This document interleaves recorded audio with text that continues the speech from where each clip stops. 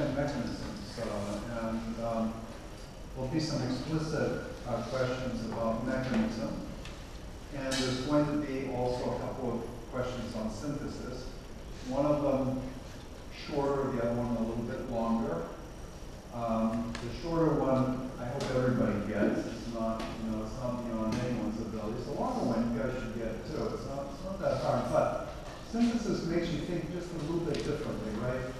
And so let me repeat something I've said a few times in class, and that is that when you have a problem that has a starting material and a product structure, then you can come at it from two different ways. So you can start solving the problem either working backwards from the structure of product, which is the preferred way, or you can also work forwards from the starting material. Now you have to be very careful, of course, that those two, if you do both, the two have to meet in the middle, right? So in other words, if you go backwards from starting material and forwards from, or backwards from product and forwards from starting material, you better junction at the same compound, or you don't solve the problem. So what you need to be able to do is you need to be able to look at a structure and then figure out, typically based on your understanding of functional group chemistry, which bonds could have been made in that structure. Okay, so all of the synthesis problems are solved the same way. And you've seen synthesis problems now for months.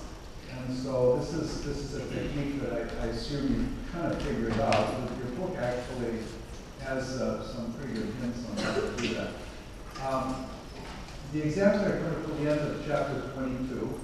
And so what we talk about today is not going to be on the exam. It will be on the final, obviously, but not on the hour exam. And so just be aware that you need to kind of go through the mechanistic understanding that we discussed last time. So make sure that all of those carbonyl mechanisms make sense to you. Please don't memorize them. Okay, don't go through and memorize mechanisms. That won't get you there. Try to understand exactly what's going on at each and every step. And the way you do that is you ask yourself the question, well, okay, A goes to B. Why didn't it go to C or something else? You should be able to answer that question based on either, the negative charge has to be on the electronegative atom, or, I can't violate a that rule, or, some basic principle like that. You try to memorize the mechanism, then any small change that I make in the structure is going to throw you off. And so the whole purpose of a mechanism is to have a sort of a template for reactivity that is going to be invariant with regard to the structures. Okay, so the mechanism is going to be the same regardless of which structures are undergoing, say, ester hydrolysis. So if you have a base catalyzed ester hydrolysis, it doesn't matter what the carboxylic acid residue is, what the alcohol residue is. The mechanism will be the same. That's why we emphasize that. Okay, so it's not just another hoop to jump through. It's a way to understand what's going on in a broad context without having to look at every reaction as a separate entity. Okay. So tomorrow you are cordially invited to. It's not April Fool's Day, so question and answer session, and that's going to be tomorrow, Saturday, 11 a.m. If you have questions about anything really, but about problems or mechanisms or whatever, please feel free to come and ask lots of questions. So let's get started on amines. Amines are, I don't want to say it's chemistry is it's really not that much different from the sorts of things we've been talking about all along. Amines, though, do probably warrant their own chapter. And it's not that we haven't seen amine reactions before. We have. Actually, we've seen quite a lot of what we're going to talk about in this chapter before. So some of this is going to seem like a little bit of a review. So the first thing we start with, of course, is naming things. I know it's boring, but we have to do that. So the simplest amine is ammonia, right? Ammonia gas, NH3. Now, if I take one of those hydrogens and I replace it with an alkyl group or a phenyl or an aryl group, any kind of carbon bond, then that becomes a primary amine. If I have two alkyl groups, or I have two aryls or an aryl and an alkyl, two carbons, that's secondary. Tertiary tertiary. But notice that the amine has still a lone pair. And so I can form this ammonium ion without violating an octet rule. So the ammonium ion, for purposes of electron count, has 8 electrons, right? Because I count each of the bonding electron pairs, and I sum up those electron pairs, and that gives me 8 electrons for purposes of octet. But for purposes of charge, I take each one of these bonding electron pairs, and I'm going to count half of the electrons in each one. So for purposes of calculating charge, this has 4 electrons. The neutral nitrogen atom has 5, and so this is one electron short of what it needs to be neutral, and so it's plus 1.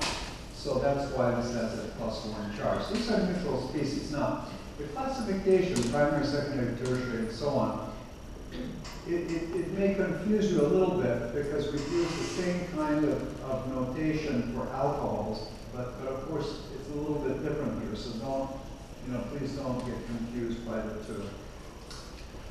Nomenclature. Okay, so one thing, let me digress a little bit. I don't emphasize nomenclature in the class because it's rules. You can read the rules the same way anybody else can. You can understand them. You don't need me to enumerate them. You don't need me to explain them. They're self-explanatory. But that means that you have to do that work.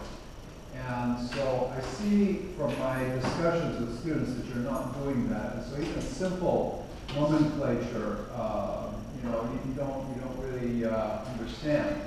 And so, it's not acceptable that, a very simple name cannot be converted into a structure. You have to be able to do that. You're going to be asked to do that probably on an MCAT and certainly on a Chem GRE, if any of you decide to take that. So, don't just blow it off. Spend a little bit of time. It's not that hard. You don't have to be experts in it, but the simple stuff you need to know, right? So let's go through some of the simple stuff here. So triethylamine, very common amine base. This is common nomenclature. Aniline is the common name for aminobenzene. And if I have alkyl anions, this is a tertiary amine now because this has 3 groups on nitrogen. This would be N,N-dimethyl-aniline. And notice the N has to be specified because if I didn't specify that the methyl groups are on nitrogen, then they might have been substituents on the benzene ring. You wouldn't know, right? And so if the alkyl group's on nitrogen, I need to say that. And so for something like this, you name this group here as a substituent on the cyclohexane on the larger group. So this would be N-ethyl, the ethyl being on the nitrogen, N-ethyl cyclohexylamine. So cyclohexylamine would just be a 6-membered ring with an NH2 hanging off it.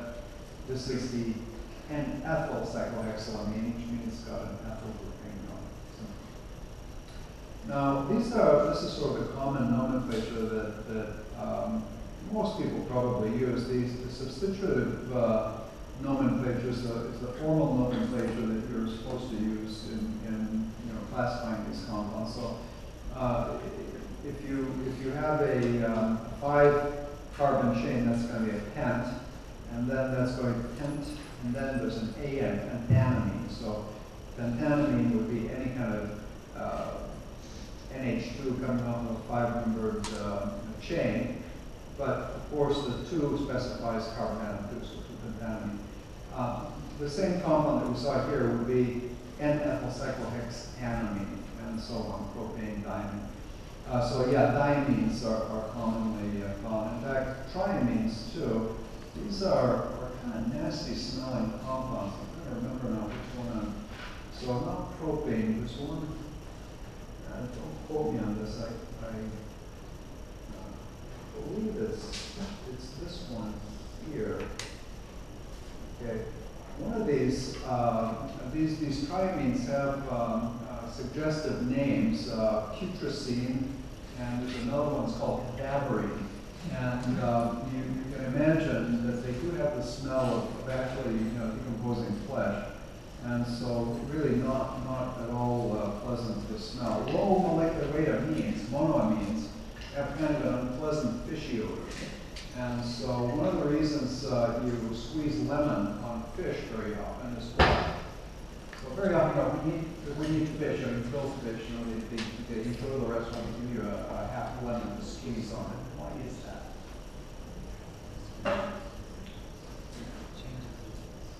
Yeah, why is that? Well, I mean, it's acid-base chemistry, right? I mean, you have an amine. Let's just say it's, you know, something like this. This is volatile. This smells. You put lemon juice on it. What do we know about lemon juice? It's acidic, right? So you convert this smelly compound into an ammonium ion, which is non-volatile because it's ionic, and so smell goes away. And so that's one of the reasons you squeeze lemon on fish. That's if you don't like that kind of whiting fish odor, which I do. So amines have lower priority than alcohols as principal groups. Whereas, you know, I don't ask you to memorize principal groups. If you need to know what the entire series of principal groups is, check in the appendix of your book. It has the entire sequence. But amines are lower in priority than alcohols. Now, what that means is that if I have a compound that has an amino group and a hydroxy group, then this is named as an alcohol, not as an amine, because the alcohol is higher priority than amine. So this would be 2-aminoethanol, not 2-hydroxy ethanamine, right? So 2-aminoethanol. Now, there are a number of nitrogen heterocycles, okay, which means that where you have a ring compound which includes a nitrogen atom, and may include more than one nitrogen atom, nitrogen, oxygen, nitrogen, sulfur, and so on. It's a bewildering variety of these things, but we don't need to know all of them. Some of them we probably should remember, and these are the ones you need to remember. Aziridine is the simplest, 3-membered ring nitrogen. These compounds are fairly nasty to work with. The low molecular weight ones are nasty to work with. They're vesicants. That means that they'll raise blisters on your skin. Okay, so if you get them on your hands, and you know, and it's not instant, right? So there've been some really bad accidents with people, well, not fatalities, but you know, somebody not wearing gloves or wearing gloves and having stuff soaked through, not realizing it, and then you know, blisters on the hand. It could be worse. I mean, you could go to the men's room or something, and then it gets much worse. But yeah, these are nasty compounds. Aziridine is 4-membered ring, 5-membered ring, pyrrolidine, and then piperidine here. Now, piperidine, the piper, what's that? I'm not talking about, you know, piping the colors or whatever on a ship. What does piper stand for? Okay, so here, do we have any Hawaiian studies people here? No, okay. So, piper methysticum. Why? And this, I think this is C, sorry, methysticum. Piper methysticum, that's a plant. That's the Latin name for a plant. What plant is that? Yeah, kava, very good. Okay, so it's a pepper. So piper comes from pepper, and the reason this is called piperidine is because it is a substructure of capsaicin, which is the small molecule in pepper that burns your mouth. Okay, so piperidine. Morpholine is the same 6-membered ring except oxygen and nitrogen. So here's an example of a heterocycle with 2 heteroatoms. So you kind of need to remember these names. I'm not going to ask you to spit them back at me, but you should make an effort to remember this. Okay, so structure of amines. We've talked about this in the past, so this part is I hope, going to ring a bell. The bond length is a little bit shorter. It's contracted compared to carbon-carbon bonds. And I've shown the bond lengths for other bonds within the same row, and you'll notice that as the electronegativity of the heteroatom, you know, fluorine, nitrogen, oxygen, the bond length varies in direct proportion to electronegativity. Fluorine more electronegative, shorter bond, and so on. And so that's kind of what you expect. But notice that this is significantly shorter than a CC bond. I mean, this is almost a tenth of an angstrom. And then remember we talked about amine inversion. This, I believe, was discussed in Chem 272 in the context of stereochemistry. So you can imagine an amine where you are, where the nitrogen is bonded to 3 different groups, a hydrogen, a methyl, and ethyl, or whatever I have here, or any other 3 groups, being tetrahedral, sp3 hybridized. And so this is chiral, actually. And it has a non-superposable mirror image. But the fact of the matter is that this methylethylamine, this is racemic always, and it is not optically active. And the reason is that you get this amine inversion that takes place with very low activation barrier. So the nitrogen atom goes from sp3 to planar sp2. At this point, you've lost any kind of stereochemistry. This compound is achiral, and then it can either go backward or go forward. And so this net process racemizes the amine. So even if you're able to somehow prepare that amine in optically active form, at room temperature at least, and actually quite a bit below room temperature, it would racemize spontaneously. Now, of course, I can stop that kind of process by placing restraints on what these groups are. So in other words, I can stop the amine from undergoing that inversion by placing the amine in a ring. And so, for example, if I have a ring like this, this nitrogen is prevented from undergoing inversion, because if it inverts, it's going to cause a lot of strain. So I mean, there are ways to stop that inversion process from taking place, but in the absence of any kind of external constraint, that inversion will be fast at room temperature, and so don't expect to see optical activity in amines that look like that. Bond lengths in anilines, which also means, anilines, by the way, aromatic amines are a little bit different, as you could expect, because the lone pair is now conjugated with the aromatic ring. We're going to talk about aromatic amines too, but recognize that the chemistry of compounds like this is really a bit different from aliphatic amines because of the presence of the benzene ring. Because you do have this conjugation of the lone pair, I'm showing the lone pair, which knows a non-bonding pair here, that delocalizes into the ring. You can show that by means of these resonance structures. And because you have these 3 resonance structures in which I show a carbon-nitrogen double bond, the guess that you would have is that this carbon-nitrogen bond is contracted somewhat, and it is. So this is about 1.4 angstroms, not the 1.47 that we saw for a non-aromatic amine. And so that small contraction, well, not so much, it's a big contraction in the bond length, is understood as overlap of the non-bonding pair here with the ring. So this means that you have not a single bond here, but something that's in between a single and a double bond, therefore shorter. For physical properties, the law, as I mentioned, the low molecular weight amines are fishy smelling and really quite unpleasant. So if somebody imports a bottle of dimethylamine in the lab, everybody outside the hood, everyone's going to know it and isn't going to like it. And so, they're really kind of nasty smelling.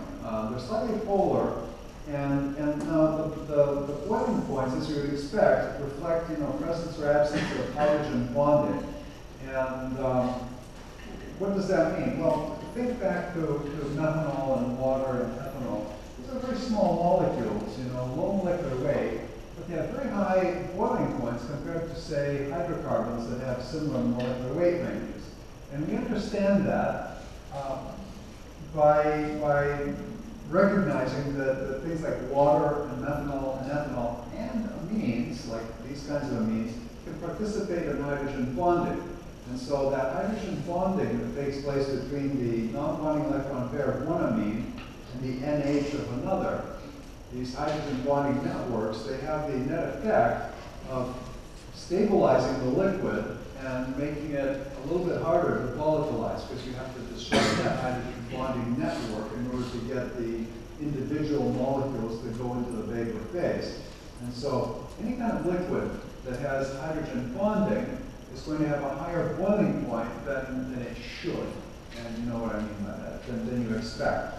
And you can kind of see this here. So if I take this tertiary amine, no hydrogen bonds possible. And by the way, these three amines all have the same molecular weight, same number of carbons, hydrogens, and so on. And look at what happens.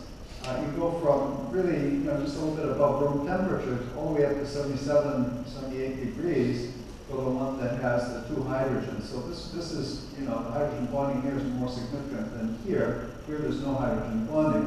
The dipole moment is also a little bit different. So you can say that, well, you're not looking at one thing. You're looking at dipole interactions and hydrogen bonding, and you're right. But clearly here, there's not much difference in dipole, and there's still a big difference in boiling points. So the difference in boiling points here is almost certainly hydrogen bonding in non-dipole.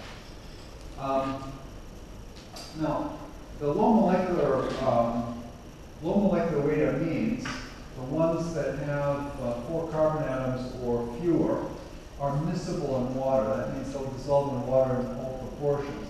Is that surprising? Heck no, because we know that things that hydrogen bond and aren't lipophilic go into water, like methanol and ethanol. And so, just the same kind of stuff we talked about with alcohols true here too. These are going to be miscible in water, which means they can do, when we say miscible, that means that they dissolve in all proportions with water. Okay? So, and then as you get higher in molecular weight, then of course solubility goes down as they become more hydrocarbon-like. We've talked about infrared spectroscopy in the context of amines and alcohols. Now, what do we use IR spectroscopy for? The main advantage of IR, the main benefit, I should say, of IR is that it tells you something about functional groups.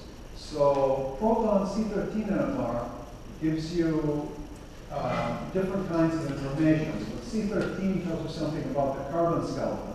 Proton NMR tells you something about carbon skeleton and stereochemistry.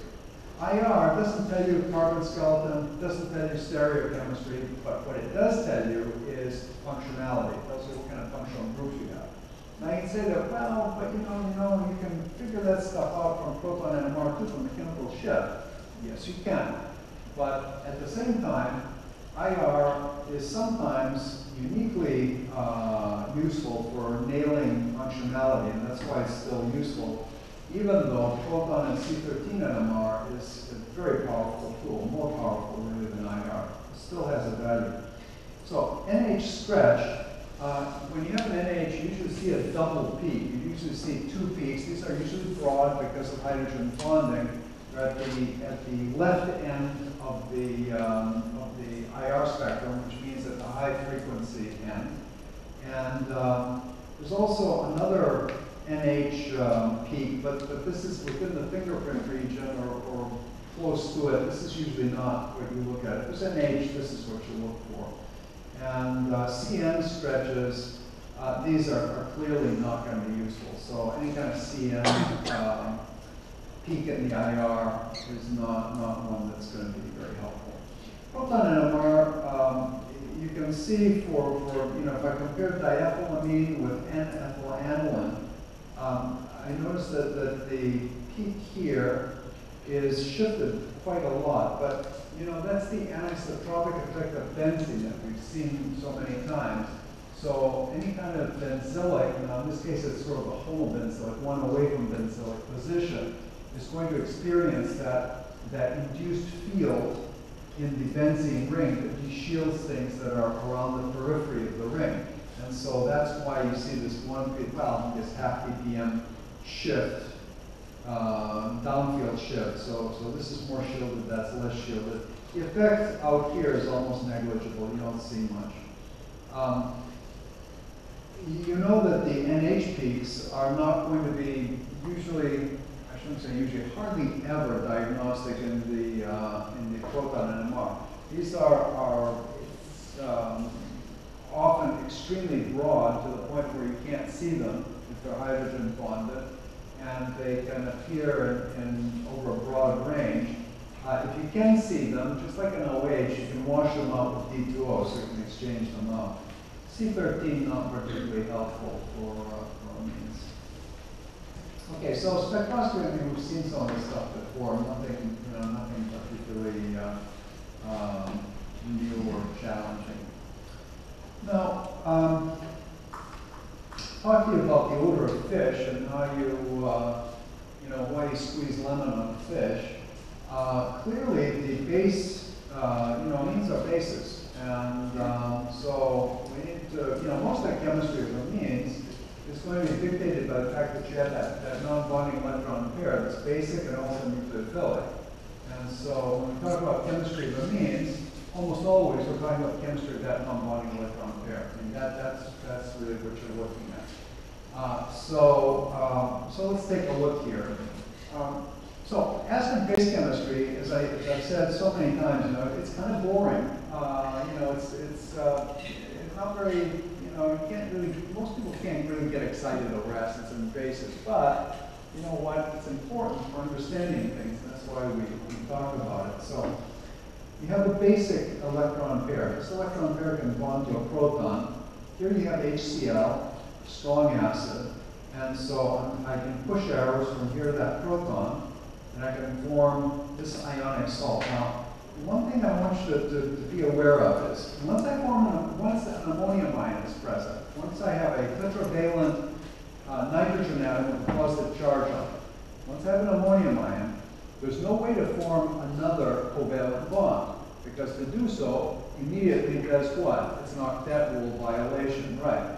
And so when I say that I have this methyl ammonium chloride, the bond between these is ionic.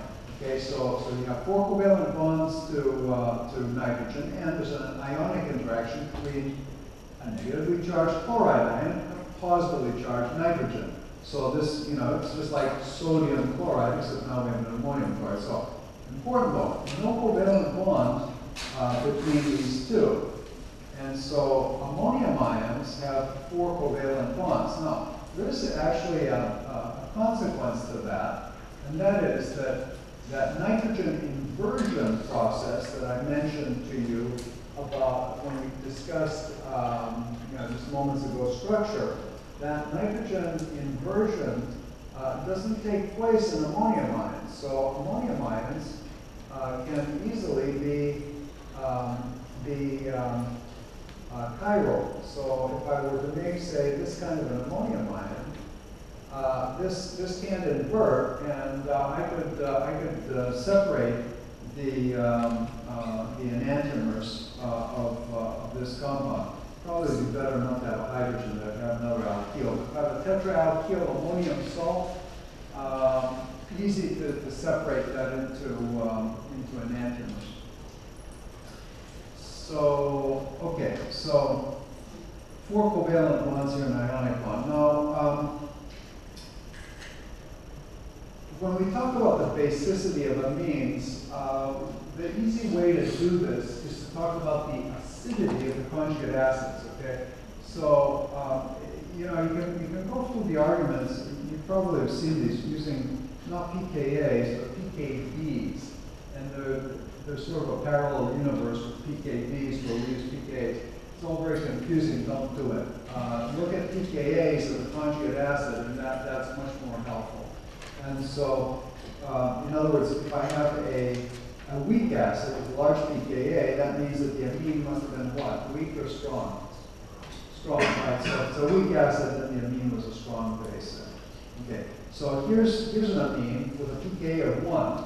Wow, that's pretty acidic, right? Which means that the conjugate acid is acidic, which means that the amine is a very weak base. And why would this amine be so much weaker than aniline itself? So it's paranitro aniline, and look at this. There's about what is that? That's about 10,000-fold difference in acidity. Why is it that this one is or in basicity, let's say basicity, this is a stronger base, that's a weaker base? Why is this base so weak? the nitro group doing? Yeah, it is so the electron pair on nitrogen is not really on nitrogen anymore. It's distorted towards the electronegative nitro group. And so you think of the electron pair here as being sucked away by the nitro group. That's why it's not available to bond to a proton as available as that one. Of course, aromatic amines in general are going to be weaker bases than aliphatic amines. Why is that? Well, because the electron pair here, with or without the nitro group, is delocalized into the benzene ring. Makes sense. So you can see these kinds of trends are fairly easy to rationalize, and actually it is important that you learn to make these kind of judgments. Now, you don't have to do it over 10 different amines. But if you have compare 2 amines, or sometimes even 3, you should be able to say, for reasons like the ones I just discussed, well, this should be a stronger base, that should be a weaker base, and that turns out to be a useful thing to be able to do. It doesn't have to be quantitative, just qualitatively, stronger or weaker. Okay, so when we talked about acids, let's go back to acids. We talked about acids, being stronger or weaker. What did we look at? In fact, I think I brought this up on Wednesday. Really, what you look for is you look for the stability of the conjugate base.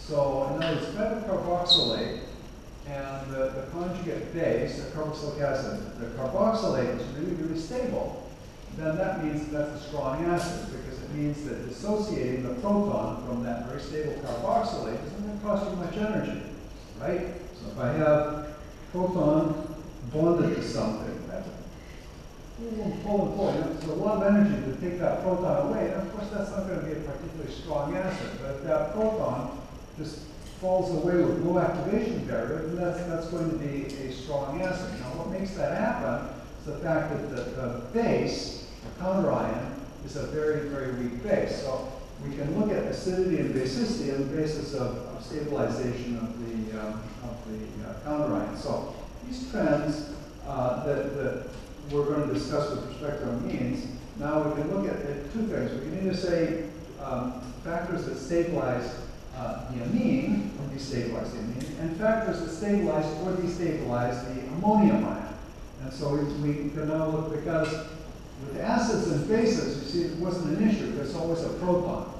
Here, it's you have an amine and an ammonium ion, and these can be different. So stabilizing and destabilizing amine and stabilizing and destabilizing the ammonium salt becomes important. I'm not sure you understood what I said. So let's just say that I have this acid, okay, and HCl. Okay, so the counterion is different, but the proton in the acids is always the proton. So the only issue of stability is the stability of the counterion. But when I'm talking about an amine and an ammonium ion, then or ammonium salt, then we have different things to consider.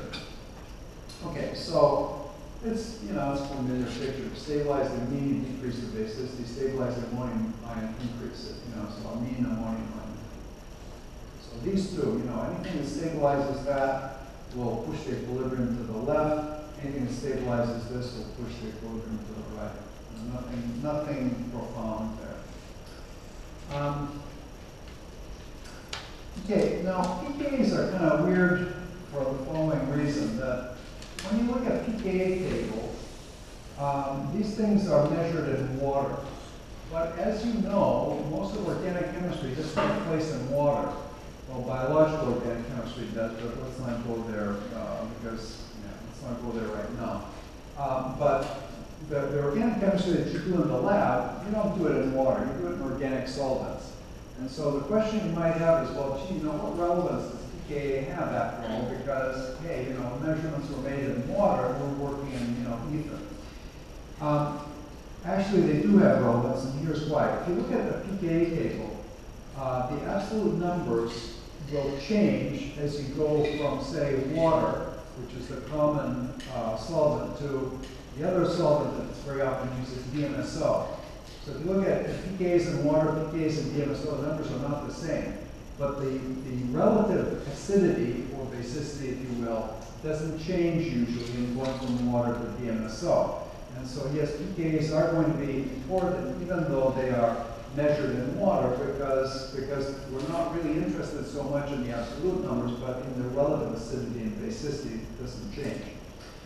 Okay, now, whenever you see a discontinuous trend, you know that there's something worth imagining. So why is this discontinuous? Well, because look at what I've done here. I've taken ammonium ion, and I've taken one of those hydrogens and turned it into a methyl. And I've taken a second one and turned it into another methyl, and that third one turned it into another methyl. And now if I look at the pKa's, they don't follow a trend. They start out small, they peak, and then they get small again. So it looks as if something strange is happening here. You know, you would expect it either to go from, you know, small to larger, larger, largest, or the other way around, but you don't expect to see discontinuity. And so then if you look at the same thing in the vapor phase, you look at the pKa's in the vapor phase, then you don't see this discontinuity. You find out that this is actually the strongest acid, and that's the weakest. Whereas here, these two are about the same strength, and these are the weakest ones, but not in the vapor phase.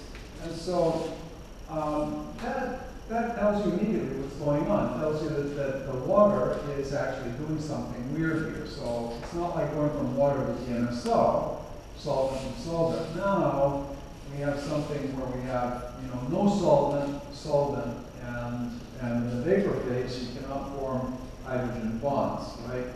And so solvation of the ammonium ions is going to be different depending on how many hydrogens you have. So now, when we have cations, okay, so remember we talked about cation stability way back when? We said tertiary cations more stable than secondary. Primary ones were so unstable we didn't need to worry about them. Methyl cations, my gosh, you never see those except on a mass spectrometer. And so, why was that? Remember what the alkyl groups did. They stabilized the cations. The more alkyl groups you had bonded to that positively charged carbon atom, the more stable it was, okay? So the methyl groups here, the alkyl groups, for the same reason, will stabilize the cation. So these are electron donating relative to hydrogen. So these alkyls are stabilizing that cation. So these three methyl groups stabilize this ammonium ion. And because this is a stable ion, this is not particularly acidic, and that trend is seen here. So in the vapor phase, it all makes sense. It's in water where it doesn't make sense, right? So if this were the only effect, I mean, if the methyl electron donation, the only effect stabilizing cation, then this is what you would see. That is what you see in the vapor phase. But in aqueous solution, the ammonium ions that have more hydrogens attached to them are stabilized by hydrogen bonding. And so, in other words, if I have not trimethyl ammonium, but if I have just methyl ammonium, then I can form three hydrogen bonds. Three hydrogen bonds to water as a solvent, and that stabilizes them. And so now you have two opposing effects. More methyl groups, more stable. More hydrogen bonds, more stable. But as I increase methyls, I decrease hydrogen bonds, and so there's a crossover point in the middle, and that's why you see that discontinuous trend. And so these are the stability that you get from methyls and stability that you get from hydrogens going in the opposite direction. More methyls, more stable, but if it's more methyls, then it's fewer hydrogens. And so the discontinuity here is understandable in those terms. Now, there are other kinds of polar effects that will influence the stability of and these are the ones we've seen before. So we've seen exactly the same argument way back when we talked about the acidity of fluoroacetic acid, difluoroacetic acid, and trifluoroacetic acid. Okay, so we talked about the fact that you place one electron withdrawing group here, then it will stabilize the carboxylate to some degree because of that. Put two of them, carboxylate is more stabilized. Put three of them, more stabilized. So this becomes weaker, stronger, strongest acid. We saw that when we talked about carboxylic acids. Now, same idea here, except kind of in reverse. If I have a nitrile group here, then that carbon atom, as you know, has a partial positive charge. And so the ammonium ion here is going to be destabilized by Coulombic repulsion. Positive nitrogen, positive carbon, they're held close together, no good. And so what's that going to do? Well, it's going to mean that loss of this proton, which wipes out the positive charge on that nitrogen atom, is going to be pretty easy to do, which means this should be pretty acidic. And guess what? This is a lot more acidic than the others because pKa is smaller. If I move the positively charged cyanide carbon a little further away, this becomes less acidic because losing this proton doesn't stay, you're not getting such a big increase in stability because the positive charges are further away, and you move it further away even more, and if you have no positive charge, that's the point of comparison, right, where there's no nitrile at all. So this is entirely predictable based on Coulombic interactions, just the way we could predict the stability of carboxylate anions based on Coulombic interactions. And so this doesn't introduce anything particularly new. So nitrile here destabilizes the ammonium ion and therefore stabilizes the amine. So that makes it the amine less basic and the ammonium salt more acidic. So this is actually an important one. Here you have about a million time difference in acidity between an aniline ion and a cyclohexyl ammonium ion. And so what that tells you is that the nitrogen on anilines is not particularly basic compared to aliphatic amines, something I mentioned already, but here you see it numerically.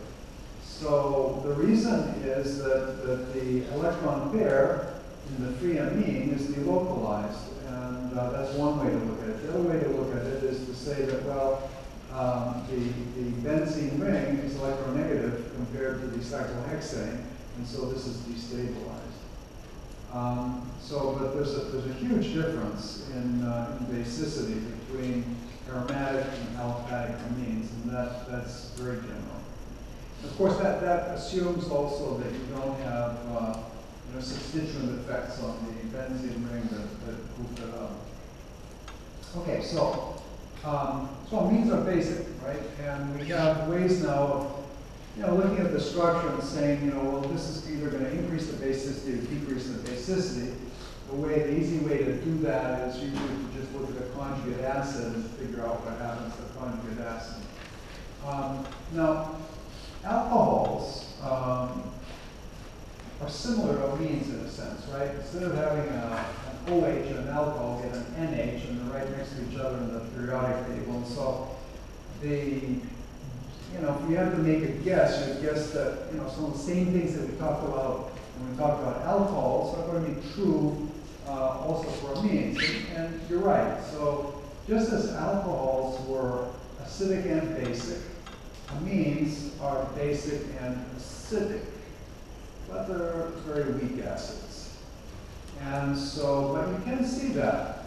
For example, I can take sodium metal and ammonia and iron plus 3 as a catalyst, and I end up with sodium amide. And so this is the conjugate base of ammonia, right? pKa of ammonia is roughly 30 something, maybe 35 something between 30 and 35. So it's a very strong, this is not a particularly strong acid. This is a useful reaction because sodium amide is a strong base and it's a useful reagent.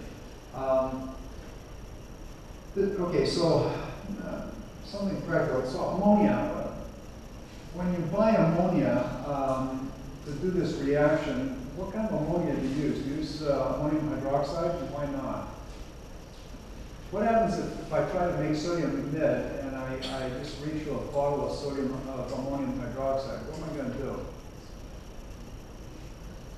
So I want to make sodium amide, and I look for ammonia in the lab. And I find, oh, here's the ammonia, here's a bottle of ammonium hydroxide. So I take the sodium, slice it out, put it in a flask, pour in the concentrated ammonium hydroxide. What happens next? I can't hear you louder. No, what happens next is I kill myself, right? Because that's going to lead to an explosion because water in there reacts explosively with sodium. So you can't do it that way, right? I mean, ammonium hydroxide is just NH3 dissolved in water. The water reacts with the sodium to give hydrogen gas. This is that awful prank that gets freshmen killed in school. They steal a chunk, this actually has happened a number of times, steal a chunk of sodium from the lab, and then, I mean, it's really destructive. You try to flush it down the toilet. Now, if you're lucky, what happens is it goes down into the sewer pipe and explodes, and then somebody has an awful job of replacing the sewer pipe. But if it explodes in the porcelain basin, that will kill you very often because those big sharp pieces of porcelain, you know, will slice you up pretty bad. So anyway, so no, you don't use ammonium hydroxide. You use ammonia gas. Okay, so you buy this in a cylinder. What's the cylinder made out of?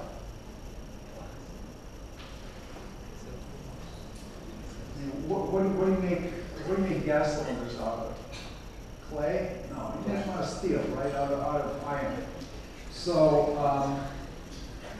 if it's an old cylinder, when you open the valve, you know, gas rushes out. That gas can sometimes contain little particles of rust. That's iron-3. And so very often, this is a reaction you don't want to have happen. Because sodium in liquid ammonia, recall we use sodium in liquid ammonia to reduce what? Alkynes? Remember that? And so if you want to do a Birch reduction, you don't want this reaction taking place. That means that you want to make sure that there was no contaminating iron plus 3 in your liquid ammonia. We'll pick up our discussion on Monday. Those of you who walked in late,